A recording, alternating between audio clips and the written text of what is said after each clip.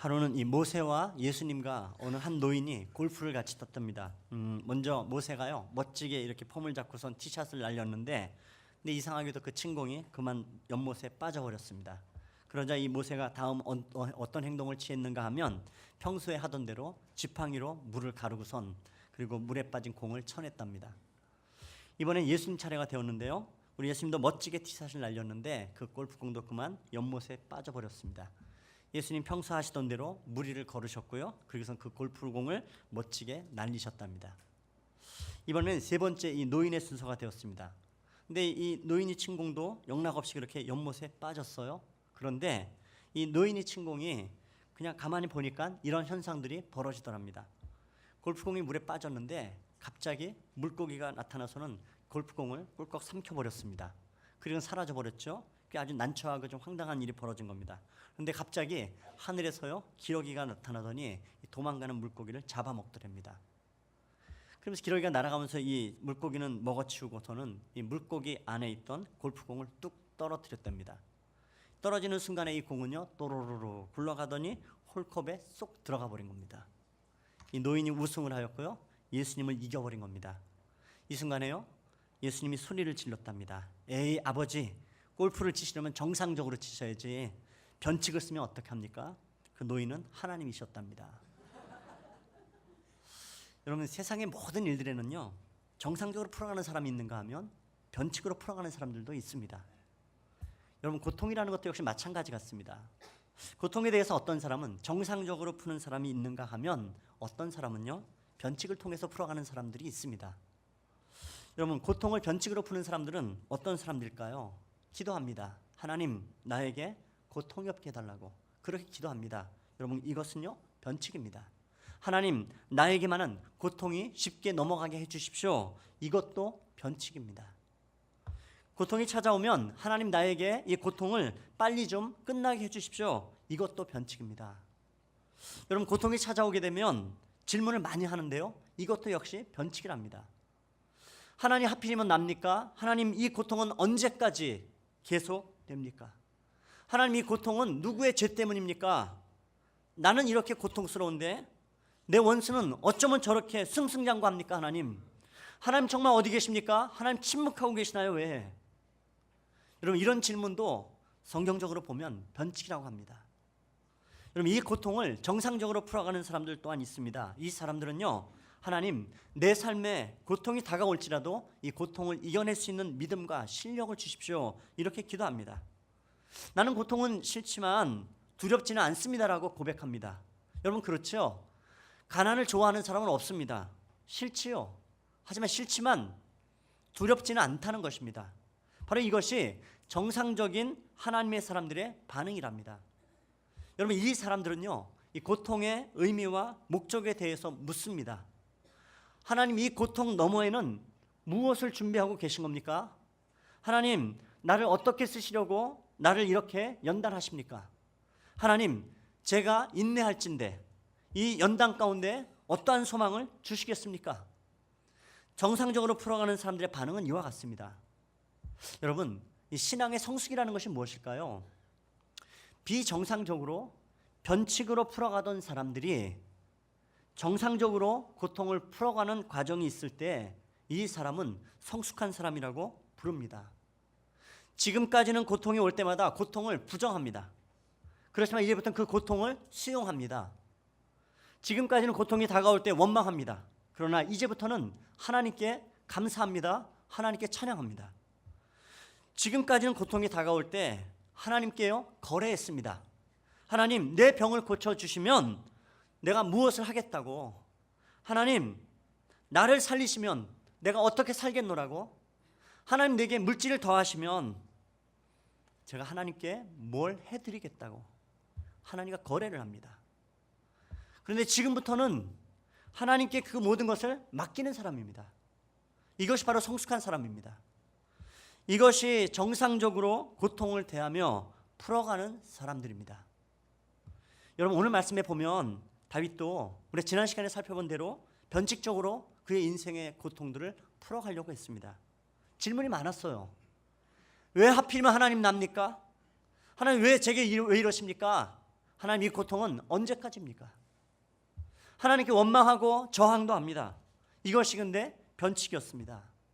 그러다 보니까는 주변 사람들도 그것이 고통이었고 또 그것을 지켜보는 사람도 얼마나 불행한지 모르죠. 근데 이런 고통은 여러분 또 시간도 또 오래 걸립니다. 더 큰 고통이 찾아와요. 이런 고통은요 계속해서 반복되고 마치 고통의 늪 안에 빠진 사람과도 같습니다. 신앙의 성숙은 없죠.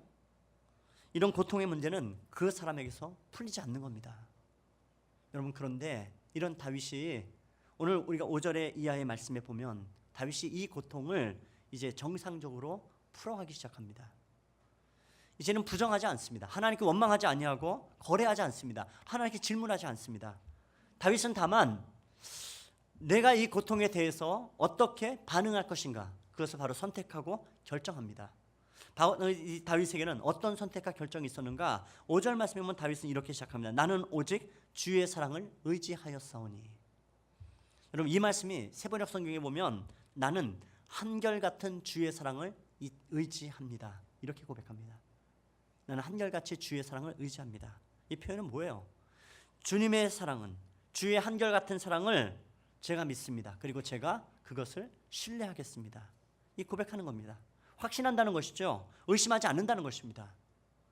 여러분, 왜 예수 믿는 사람들이, 하나님을 섬긴다 하는 사람들이 믿음이 있음에도 불구하고 쉽게 포기하고 또 쉽게 이 고통이 다가올 때 절망하는 것일까요? 그것은 바로 주님의 한결같은 이 사랑을 의심하기 때문에 그렇습니다. 확신이 없기 때문인 것이죠.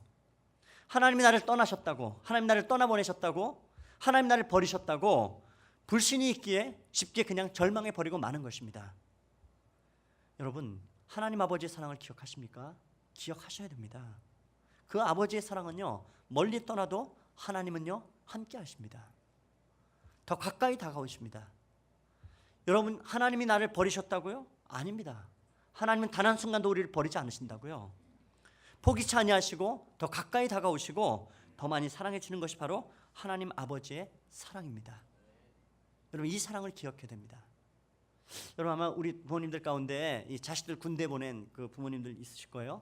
이 부모들이 자식들 보내보면 이 보편적으로요 부모의 우는 양상이 조금은 다릅니다.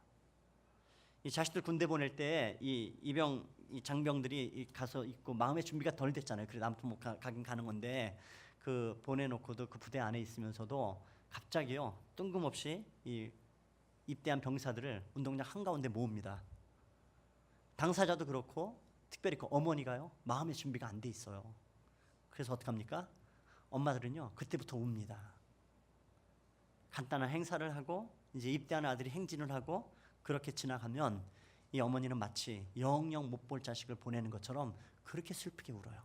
휴지를 꺼내서 울고 손수건을 흔들면서 뭐 그러면서 웁니다. 근데 아버지들은 대부분 울질 않아요. 근데 이후에 아들들은요 자기를 위해서 울었던 이 엄마를 좋아합니다. 울지 않는 이 아버지와 우는 어머니의 사랑은 거기서 판가름 나는 겁니다. 근데 사실 아들들이 모르는 게 있어요. 아버지들이 울어요. 돌아서고 나오면서 훌쩍이고 웁니다. 저 봤어요. 화장실에 갔더니요 집단적으로 모여서 훌쩍거립니다. 울고 휴지로 닦고 세수 한번 하고 마치 울지 않은 것처럼. 모르는 거, 아버지는 돌아서서 울고 있는데 아들은 모를 수 있는 거죠. 여러분, 근데 어찌 보면요 하나님 아버지의 모습이 딱 그와 같은 모습이 아닐까 생각해 봅니다. 내 자녀가, 내 아들이, 내 딸이 고통당하고 있을 때 하나님은 결코 가만히 계시지 않습니다. 그 아버지는 뒤돌아서서 우시는 아버지입니다. 여러분의 눈엔 하나님의 눈물이 안 보이신다고요? 아닙니다. 본래 아버지는요 돌아서 우는 겁니다. 이것이 바로 하나님의 사랑입니다. 여러분, 하나님 아버지의 사랑을 오늘 다윗이 뭐라 얘기합니까? 이 하나님의 사랑을 아는 다윗은 얘기합니다. 그 사랑은 한결같다고요. 그 사랑은요 변치 않으신다고요. 여러분, 하나님의 사랑은 언제나 똑같습니다. 그 하나님의 사랑은요 어디서나 똑같습니다. 잘 될 때, 내 인생이 풀릴 때, 내 인생이 시온의 대로를 걷고 있을 때 그때만 하나님이 여러분의 곁에 계신 것이 결코 아니고요. 여러분이 안 될 때, 여러분이 눈물 짓고 있을 때, 여러분이 고통하는 그 자리 가운데 하나님 더 가까이에 계십니다. 하나님의 절대적 사랑이 무엇인가 여러분? 그 사랑은요, 조건 없이, 조건과 상관없이 나에게 함께 하시는 사랑입니다. 상황과 상관없이 그 하나님은 늘 내 곁에 계십니다. 내 모습이 어떠하든 하나님은 나와 함께 계신다고요. 여러분, 며칠 전에 제가 여러분에게 소개했던 그 미국의 대법관, 이 종신 여자 최초의 대법관이었던 샌드라 오코너 얘기를 여러분께 들렸던 거 기억하시죠? 미국 역사 최초에 있어서의 그 종신 대법관의 명예를 차지한 여성입니다. 여성으로는 최초로. 근데 그 남편이 치매에 걸렸어요. 그때 정말 미련도 두지 않고 그 대법관의 자리를 버리고 남편을 보살피기 시작했습니다. 집에도 열심히 지극정성으로 남편을 보살폈죠. 그 남편이 그만 치매가 점점 심해지니까 어쩔 수 없이 요양병원으로 옮겨갑니다. 근데 참 기가 막힌 건 뭐냐 하면 그 요양병원에 갔는데 이 남편이 이제 치매에 걸렸으니까 이제 어느 순간에 더 병세가 깊어지니까 아내를 몰라봐요. 그럴 수 있죠. 근데 황당한 건 뭐냐면 다른 여자하고 사랑에 빠진 겁니다. 그 여자가 손을 잡고 그 여자가 입을 맞춥니다. 이것을 아내 오코너가 봐요. 이게 얼마나 사람 미칠 노릇입니까? 기가 막힌 거죠. 그 남편을 위해서, 치매 남편을 위해서 자신의 종신 대법관의 자리도 포기했는데 이 작자가 다른 여자하고 눈이 맞아버린 거예요. 본인은 기억도 못한 채 말이죠. 여러분, 당시 이 오코너 부부의 사건에 대해서 한 신문이 이런 글을 갖다 실었습니다. 부부 관계란 무엇인가? 부부 관계란 기억에 불과하다. 부부 관계란 기억에 불과하다. 이게 무슨 얘기예요? 점잖게 표현한 건데 정작 하고 싶은 얘기는 뭐냐면 그겁니다. 오코너가 헛질했다는 겁니다. 야, 그 좋은 종신 대법관의 자리를 갖다 그 차버리고 그랬던 거 쓸데없는 짓 했다. 그거 봐라. 당신이 보살핀 그 남자는 다른 여자와 사랑에 빠지지 않는가? 너 쓸데없는 짓 했다고 그렇게 지금 평해놓고 있는 것입니다. 여러분, 그런데 그때 한 기자가 이 오코너 찾아서 물었던 게 그 질문이었어요. 당신 그것 때문에 후회하지 않냐고. 근데 이 오코너의 대답은 그것입니다. 나는 내 남편이 다른 여자와 사랑에 빠진 건 인정합니다. 그러나 그는 아직도 제 남편입니다. 왜냐하면 제가 아직도 그를 기억하고 있기 때문에 그렇습니다. 제가 그를 아직도 기억하기 때문에 그렇습니다. 여러분, 이 얘기에 별 감동이 없으세요? 제 이 감동이 있으니까 다시 얘기하잖아요. 얼마나 훌륭한 사랑입니까? 남편의 기억은 다 지워졌어요. 그러나 나는 기억합니다. 그 사람이 내 남편인 것을 내가 기억하면 그러면 된 것입니다. 그럼 만족하는 것입니다. 여러분, 이게 진정한 사랑 아닐까요? 여러분, 사람도 이런 사랑을 하는데요. 사람도 이런 사랑 보여주는데 여러분, 성경의 하나님 아버지의 사랑은요, 이보다 더 큰 사랑으로 저와 여러분의 삶에 다가오십니다. 변함없이 다가오세요. 내가 어떠하든 상관치 않냐고 다가오세요. 우린 주님을 떠납니다. 그러나 주님은 우리를 떠나지 않습니다. 그러면 됐다 말씀하십니다. 우리는 주님을 버립니다. 그러나 주님은 우리를 버리지 않고 그러면 내가 너를 버리지 않으면 됐다 말씀하십니다. 우린 주님을 외면합니다. 그러나 주님 우리 외면치 않으시고 그러면 됐다 말씀하신단 말이에요. 내 모습이 어떠하든 한결같이 나를 놓지 아니하시고 나를 바라보시는 것이 바로 하나님 아버지의 사랑입니다. 여러분, 그 사랑을 기억해야 됩니다. 여러분, 그 프랑스의 루브르 박물관을 제가 간 적이 있었는데요. 거기서 루브르 박물관에 가면 정말 유명한 그림이 있어요. 그 박물관에 찾아오는 대부분의 사람들이 정말 그 하나를 보기 위해서 오는 것처럼 그냥 이렇게 벌떼같이 몰려드는 그림이 한 가지 있습니다. 바로 레오나르도 다빈치가 그린 모나리자입니다. 그 모나리자 그림은 제가 아주 독특한 특징을 갖고 있다고 여러분한테 말씀드렸죠. 이 모나리자의 그림의 특징은요, 어떤 방향에서 보든지 간에 모나리자의 눈은 그 바라보고 있는 사람, 그 움직이는 사람을 계속해서 따라가며 쳐다본다는 것입니다. 저도 그게 너무 궁금했어요. 그래서 거기 가서요, 사람들 틈새를 삐짓고 가서 정면에서 봤더니요, 정말 이 여인이 저만 쳐다보고 있더라고요. 제가 오른쪽으로 쭉 옮겨갔더니요, 이 여인이요, 그 눈이 그대로 쫓아와서 저를 쳐다봐요. 제가 왼쪽으로 쭉 가봐 사람들 비집고 끝에까지 갔더니요, 이 여인이요, 그래도 저만 쳐다보는 거예요. 거기다 더 기가 막힌 건요, 환한 미소를 갖다 잔잔하게 띄면서 말이죠, 제가 속으로 그랬습니다. 이미경 자매보다 낫다. 여러분, 이런 이 세상의 모든 사람들이 그 그림 앞에 녹아버리는 겁니다. 다빈치가 정말 기가 막히게 그림을 그려놓은 거예요. 각자의 위치에 서 있는데 자기만 바라보는 것처럼. 그렇게 나만 바라보고 있는 착각을 일으킬 정도로 자기를 바라보는 것처럼 그렇게 믿음을 가지도록 그림을 그려놓은 것입니다. 근데 사실은요, 제가 이 그림을 그날 보면서 사람들 사이를 헤집고 다니면서 이 그림을 보다가 누구를 떠올렸냐면 하나님 아버지를 떠올렸습니다. 아, 내가 좌측에 설 때에도 여전히 나를 바라보시는 하나님, 내가 우측으로 옮겨가도 그 눈동자를 놓지 아니하시고 나를 쳐다보시는 하나님, 나를 환히 바라보시면서 이놈아, 내가 널 그래도 사랑해, 웃으시며 잔잔히 말씀해. 그 하나님의 사랑 말이죠. 여러분, 그 하나님은요, 항상 하나님의 눈동자를 한 번도 바꾸지 아니하시고 그렇게 저를 따라오고 나를 쳐다보고 웃어주시는 하나님이 되십니다. 오늘 다윗은 그걸 알아요. 그러니까 다윗은 한결같은 하나님의 사랑을 내가 의지합니다. 여러분, 이 고백입니다. 여러분, 바로 이 고백 속에 자신의 고통을 이런 식으로 정상적으로 풀어가기 시작합니다. 여러분의 고통이 있을 때에도 여러분 잊지 마십시오. 한결같이 다가오시는 하나님의 사랑이 여러분의 인생을 붙잡고 계시는 줄 믿습니다. 여러분, 이 사랑 안에 살아가길 주님의 이름으로 축복합니다. 또 하나는 오늘 시편 기자의 다윗은 얘기하기를 나의 마음은 주의 구원을 기뻐하리이다, 이렇게 고백합니다. 주께서 구원하여 주신 그때에 나의 마음은 기쁨이 넘치는 겁니다. 여러분, 고통의 궁극적인 해결은 구원에 있습니다. 이 땅을 살아가면서 여러분, 고통 없는 사람은 없지요. 모든 인생은 다 살아가는 것 자체가 고통이죠. 여러분, 자녀의 문제가 해결됐다고요? 천만에요. 어려운 게 뭡니까? 그 다음에요, 또 하나의 고통이 찾아와요. 자녀 문제를 해결했다고요? 여러분, 그 다음 파도가 우리 인생 가운데 또 밀려옵니다. 여러분, 왜요? 살아있는 것 자체는 인생은 고통입니다. 여러분, 그런데 우리 인생 가운데 고통이 없는 순간이 와요. 언제요? 죽음의 순간이에요. 죽으면 고통 오지 않습니다. 여러분, 고통 없게 해주세요 하나님. 여러분, 그러는 것은요, 죽게 해달라는 겁니다. 죽게 해달라는 똑같은 겁니다. 여러분, 죽으면 정말 평화로워요. 여러분, 고통이 없는 것 있어요. 평화로운 것이 있습니다. 아무 인생에 고민이 없는 것이 있어요. 우리 동네에서 가까워요. 여러분, 거기 소개해드릴까요? 동작동 국민묘지 가보십시오. 세상에 전 거기만큼 평안한 데를 본 적이 없어요. 고통도 없어요. 문제도 없어요. 여러분, 죽은 장 그런 겁니다. 살아있는 인생에 고통이 있어요. 여러분, 그럼 우리 인생에 말이죠, 여러분, 우리는 종종 살아가면서 하나님께 이런 질문들을 여러분 던져보지 않나요? 저도 하나님께 한번 이런 질문들을 던져본 적이 있습니다. 하나님, 이렇게 평생을요 건강하게 젊게 살다가 그렇게 죽게 하시지, 왜 우리 인생을 늙게 하시고 병들게 하시다가 그렇게 죽게 하십니까? 이렇게 여쭌 적이 있어요. 이 질문을 던지기로 가만히 곰곰이 생각해 보니까 이런 생각이 들더라고요.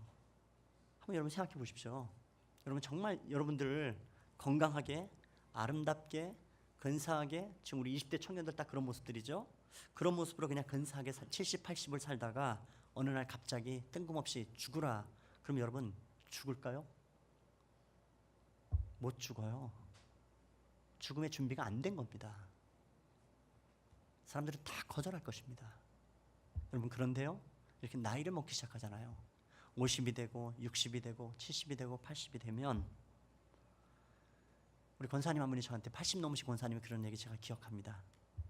아유, 목사님, 살아있는 거나 죽은 것이나 비슷해요. 권사님 이렇게 말씀해 제가 고개를 끄덕였어요. 맞다. 여러분, 그 연배에 가면 생사의 구분이 없어요. 그냥 숨만 쉬는 겁니다. 이분들의 기도 제목이 있어요. 우리 어른들 기도 제목 그겁니다. 하나님, 저를 고통 없이 데려가 주십시오. 이렇게 기도합니다. 여러분들, 이분들이요 20대에도 이렇게 기도했을까요? 아닙니다. 기도하지 않아요. 80이 넘고 인생이 그렇게 연로해져 간다고 얘기하는 것은 이제 몸이 아프니까, 죽을 때가 되니까는 이런 기도하는 겁니다. 여러분, 구원이라는 것은 그것입니다. 궁극적인 구원은요, 하나님께서 이 고통을 해결하는 방법으로 주시는 겁니다. 시편 기자가요, 시편 116편에서 이렇게 고백합니다. 성도의 죽는 것을 여호와께서 귀중히 보시는도다. 주께서 나의 결박을 푸셨나이다. 무슨 뜻입니까? 살아있는 것 자체가 결박인 겁니다. 묶여있는 거죠. 살아있으니까 죄를 짓습니다. 살아있으니까 누군가를 미워하고 증오합니다. 살아있으니까 고통을 느끼는 것입니다. 이 모든 것은 결박이라고요. 그러나 죽는 순간에 하나님께서 그 죄의 결박을, 그 모든 질병의 결박을 끊으시고 천국으로 인도하십니다. 그래서 하나님은요, 사람을 죽게 하셔서 천국으로 인도하십니다. 여러분, 빌립보서 1장 21절에 보면 바울이 이렇게 고백합니다. 이는 내게 사는 것은 그리스도니 죽는 것도 유익함이라. 죽는 것이 유익하답니다. 여러분, 이것이 바로 바울의 마지막 일성입니다. 왜요? 하나님의 백성에게는 천국이 있기 때문에 그렇습니다. 천국을 통한 하나님의 구원이 있기 때문에 그렇습니다. 제가요, 아들을 먼저 떠나보낸 권사님 한 분을 압니다. 이분은요, 예수님 참 잘 믿었어요. 제가 보기에도 이 권사님 저렇게 예수 믿으면 되는데 하는 생각이 들 정도로 예수 정말 잘 믿는 권사님이십니다. 그런데요, 정작 이분이요, 하나뿐인 그 아들이 죽은 겁니다. 얼마나 가슴이 아프던지 장례 때 권사님이요, 가슴을 치면서 얘기하시더라고요. 목사님, 아시잖아요. 제가 하나님께 얼마나 잘해드렸는데 목사님 아시잖아요. 그 말씀에 제가 고개를 끄덕였습니다. 예, 권사님 알죠. 그래서 권사님 말씀하시더라고요. 그런데 어떻게 하나님이 제게 이러실 수 있는 겁니까? 하나님 저한테 이러실 수 있습니까? 제가 아무 할 얘기가 없더라고요. 근데 그 마지막 순간에요, 제 마음에 주신 응답이 있었습니다. 그래서 제가 말했어요. 권사님, 정말 저도 이해도 안 되고 권사님도 이해 안 되죠. 이유가 있잖아요, 권사님. 아들님은 죽었기 때문에, 우린 살아있기 때문에 이해가 안 되는 겁니다. 그런데 권사님, 조금만 기다리십시다.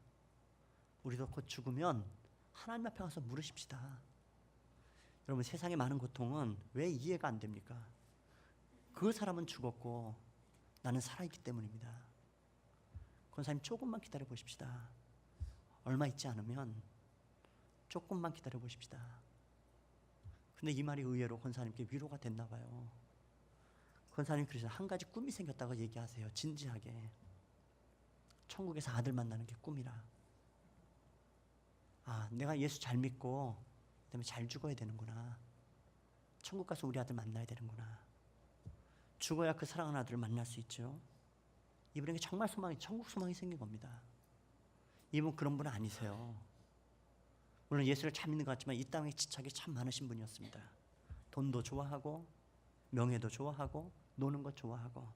그런데 이 아들을 떠내보냄을 통하여서 이 권사님은 죽음을 소망합니다. 이것이 궁극적인 고통의 해결입니다. 하나님께서 이것을 말씀해 주세요. 우리에게 말입니다. 제가 또 한 분의 집사님을 알고 있는데요, 이 집사님 정신장애가 있는 아들을 그렇게 낳았습니다. 그 아이를 태중에 가졌을 때 의사가 진단해 줬어요. 이 아이 태어나면 아마 문제가 있을 거라고. 그 얘기를 들었어요. 근데 믿음이 있잖아요. 산생명 죽이는 건 아니다 싶으니까 그래도 결단을 하고 사산을 못하고 낳았습니다. 참 잘했지요. 근데 잘하는 것만으로 여러분 인생이 보상이 됩니까? 아니죠. 막상 놓고 보니까 정말 끔찍한 거예요. 하루 이틀 아니고 수십 년 동안을 정말로 본인 표현대로 정말 지옥과 같은 삶들을 살아가요. 매번 울고 고통 가운데 살아갑니다. 이 어머니 그 아들을 끊고 안고 살아가요. 수십 년 동안을 그렇게 그 아들을 끌어안고 살아갔습니다. 근데 그 가정에 신망하는데요, 지사님 기도 제목 나누면서 지사님이 저한테 한 번도 하지 않았던 질문을 그날 던지시더라고요. 목사님, 궁금한 게 한 가지 있는데요. 뭔데요? 이런 아들을 왜 하나님이 왜 저한테 맡기셨던 거죠? 이 질문하는 겁니다. 제가 정말 할 말이 없어요. 저는 경험이 없단 말이에요. 뭐라 얘기도 못 하겠어요. 그래서 하나님께 물었죠. 하나님, 이거 정말 집사님께 뭐라고 답해야 됩니까? 그런데 하나님 주신 마음이 있었어요. 그래서 제가 집사님께 그랬습니다. 집사님, 하나님께서 말씀하시는데 집사님이 키우는 그 아들은 하나님의 아들이랍니다. 그 연약하고 몸 아픈 아들 세상에 보내셔야 되는데 그 아들을 맡아줄 사람이 없는 겁니다. 다 자기 욕심대로 살고 다 자기 기분대로 사는 사람밖에 없는 겁니다. 그런데 집사님 보면 이 아이 누구보다 잘 키울 줄 알기 때문에 하나님이 그 아들 맡기셨답니다. 그 말 그대로 전해드렸어요. 그리고 얘기했습니다. 집사님 정말 참 잘하신 겁니다. 잘하고 계신 겁니다. 그 하나님의 아들을 맡아서 키우느라고 수고하시는 것 하나님이 고맙다 하십니다. 하나님 고맙다 하십니다. 이 집사님 기도 제목은 딱 한 가지예요. 뭐겠습니까? 이분 기도 제목은 딱 그거예요. 하나님, 내 아들보다 딱 하루만 더 살게 해주십시오. 내 아들보다 딱 하루만 더 살게 해주십시오. 그런 간절함이 있는 어머님이에요. 왜요? 이 아들 두고 이 어머니 떠나가면 누구도 거둘 사람 없단 말이에요. 형제자매도 못 거둬요. 세상이 돌보겠는가? 돌볼 사람 없어요. 그러니까 이 어머니 기도는 늘 그거예요. 하나님, 이 아들보다 나 하루만 더 살게 해주십시오. 근데 얼마 전에 그 아들이 죽었다는 소식을 들었어요. 물론 그 어머니의 기도의 응답이라고 저는 생각지는 않습니다. 근데 이 친구가 장애인이 있었는데 하나님은 정말 잘 믿었어요. 예수 믿는 거 알아요. 제가 그런 얘기 듣고 뭐라 기도했냐면 그런 생각 하나님께 했습니다. 하나님, 이 아이 위해서라도 천국은 반드시 있어야 됩니다. 이런 아이들 때문에 천국은 반드시 있어야 됩니다. 예수 이렇게 잘 믿는데 평생 병자로 살아왔습니다. 건강한 모습으로 사는 천국이 정말 있어야 됩니다. 여러분, 예수님께서 이 땅을 살아갈 동안에 우리가 예수를 믿고 예수를 잘 믿고 살아가는 가운데 정말 가난하다 죽는 인생이 있습니다. 성경은 우리에게 말씀합니다. 그 사람을 위해서 천국이 있다 주께서 말씀하십니다. 의를 위하여 핍박을 받는 자는 복이 있나니 천국이 저의 것이라. 가난한 자는 복이 있나니 천국이 저의 것임이라. 주께서 약속의 말씀을 주십니다. 여러분, 이 땅을 살아가면서 그 어떤 말로도 이 고통의 문제는 치유되지 않습니다. 이 궁극적인 구원을 우리가 붙들어야, 이 궁극적인 천국을 소망해야 여러분의 고통의 문제를 해결할 수 있는 줄 믿습니다. 여러분, 고통을 정상적으로 푸는 사람은 한결같이 하나님의 사랑을 붙잡습니다. 그 사랑을 의지합니다. 의심하지 않고 끝까지 붙잡습니다. 그것을 신뢰하며 이 땅을 살아갑니다. 구원을 소망하며 종말을 바라보고 죽은 후에 내세를 소망하며 살아갑니다. 여러분, 그것이 정말 성도입니다. 이번 주에 이 병상에 계신 집사님 한 분을 제가 신방했습니다. 많이 좀 심각하세요, 사실은. 근데 그 집사님한테 제가 드릴 말씀이 없어요. 그런데요, 집사님 먼저 말씀하시더라고요. 목사님, 죽는 것은 두렵지 않아요.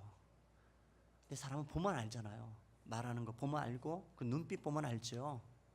집사님 정말 진심 담아서 그러세요. 목사님, 죽는 건 정말 두렵지 않아요. 더 이상 아픔도 없고 고통 없는 천국 가는 것, 그런 차라리 죽는 것은 두렵지 않아요. 너무 더 담담해요.